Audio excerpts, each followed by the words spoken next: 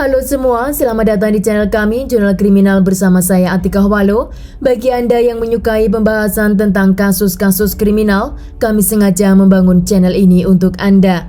Jangan lupa untuk mendukung channel kami dengan cara subscribe, like, komen, dan share ke media sosial yang Anda punya.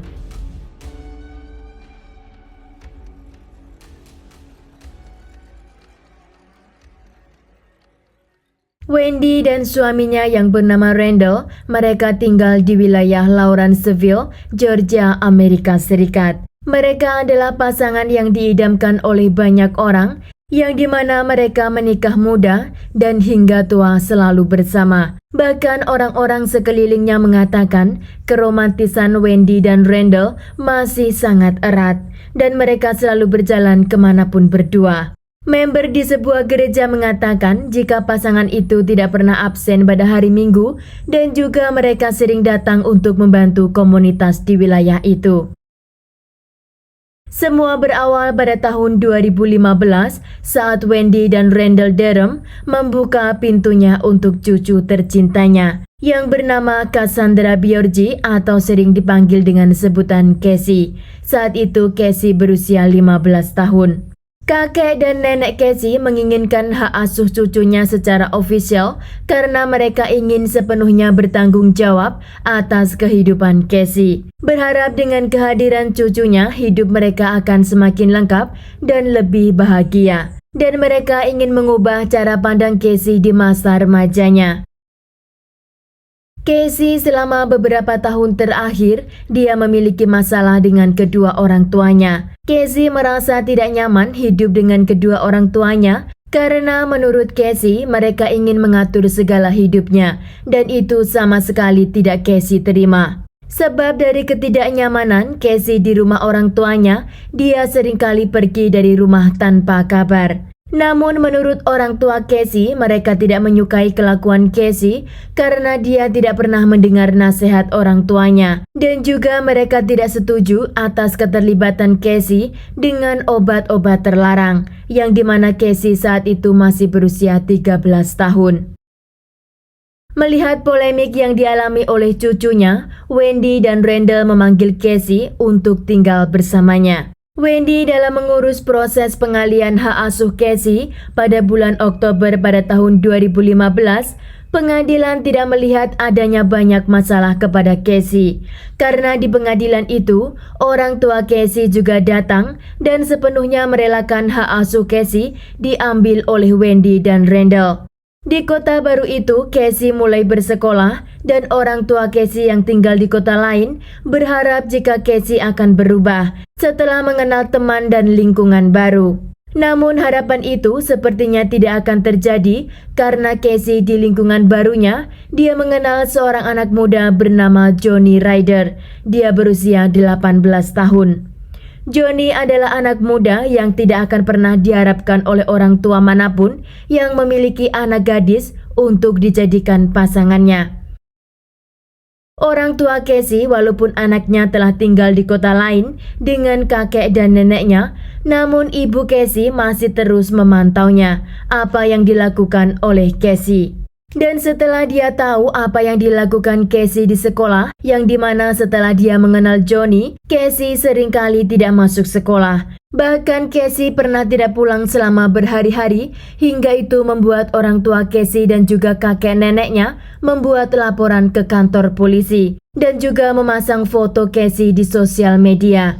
Namun setelah beberapa hari Casey menghilang, akhirnya dia kembali pulang setelah melihat fotonya di sosial media. Setelah hari itu, hubungan Casey dan kakek juga neneknya sangat tidak baik.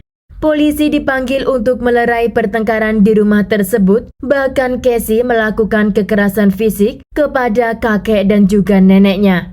Menurut laporan polisi, mereka datang ke rumah Wendy lebih dari 30 kali dalam kurun waktu selama 2 tahun.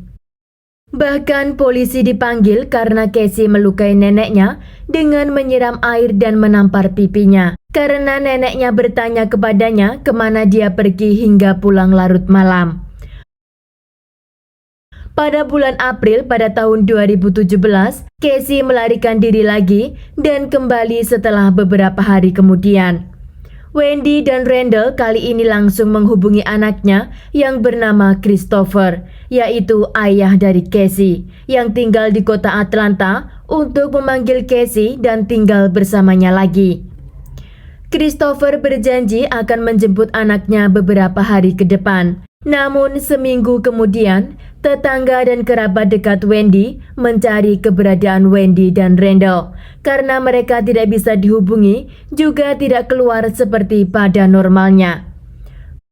Kerabat dekat Wendy bahkan mendatangi rumahnya untuk memastikan jika mereka dalam keadaan baik. Namun karena diketuk pintu rumahnya dan tidak ada jawaban dan rumah dalam keadaan terkunci, kerabatnya itu memutuskan untuk pulang. Dan pada tanggal 8 April, polisi mendapat laporan jika terjadi kekerasan domestik di wilayah Lawrenceville dan pelakunya adalah Cassandra dan Johnny. Yang dimana hari itu kakak perempuan Johnny kembali pulang dari sebuah restoran bersama dengan pacarnya dan ketika melihat kamar tidurnya berantakan dan juga banyak barang yang hilang, kakak Johnny menanyakan apa yang dia lakukan di kamarnya bersama dengan Cassandra. Tidak mau menjawab pertanyaan kakaknya, Johnny langsung mengambil chili spray dan menyerang kakaknya juga pacarnya. Setelah Johnny menyemprot chili spray, Johnny berteriak kepada Casey untuk mengambil tongkat baseball. Dan dengan tongkat itu, Johnny memukuli kakak dan pacarnya. Mereka berdua berhasil melarikan diri dan menelpon polisi. Namun sebelum polisi datang, Johnny dan Casey telah melarikan diri dan mereka meninggalkan mobil milik Wendy dan Randall di depan garasi itu. Kakak Johnny dan kekasihnya mengalami luka yang cukup serius dan mereka langsung dilarikan ke rumah sakit. Polisi yang sering mengunjungi rumah Wendy dan Randall, mereka merasa khawatir karena seringnya terjadi pertengkaran hingga kekerasan domestik yang dilakukan oleh Casey kepada mereka. Dan hari itu mereka menemukan mobilnya dibawa oleh Casey. Maka mereka melakukan pengecekan ke rumah Wendy dan Randall. Malam itu, polisi mendatangi rumah Wendy dan masuk secara paksa karena tidak ada jawaban dari dalam rumah. Polisi masuk ke kamar Wendy yang saat itu dia berusia 63 tahun dan di sana polisi menemukan tubuh dua orang dalam kondisi sudah tidak bernyawa dan sudah dalam proses pembusukan. Dari hasil otopsi, mereka menyatakan jika Wendy dan Randall telah meninggal lebih dari seminggu dan akibat kematian mereka dikarenakan pukulan benda tumpul di kepala dan juga pukulan benda tajam di tubuh mereka. Bahkan polisi menyatakan bahwa leher kedua korban hampir terputus karena sayatan benda tajam. Polisi menduga jika Casey dan Johnny adalah pelaku dari pembunuhan tersebut. Polisi bergerak cepat untuk mencari keberadaan Johnny dan Cassandra dan polisi mendapat informasi jika mereka ada di sebuah apartemen. Polisi dengan tim SWAT mengepung gedung apartemen tersebut dan salah seorang teman Johnny, pemilik apartemen itu mengatakan jika Johnny dan Casey telah memotong urat nadi mereka. Dan polisi langsung bergerak cepat untuk menjemput Johnny dan Casey dan dilarikan ke rumah sakit. Setelah mereka dinyatakan sembuh oleh dokter, polisi langsung membawa mereka ke tahanan. Dan setelah dimasukkan ke ruang interogasi, sepertinya cinta antara Casey dan Johnny telah berakhir dan mereka saling menyalahkan satu sama lain.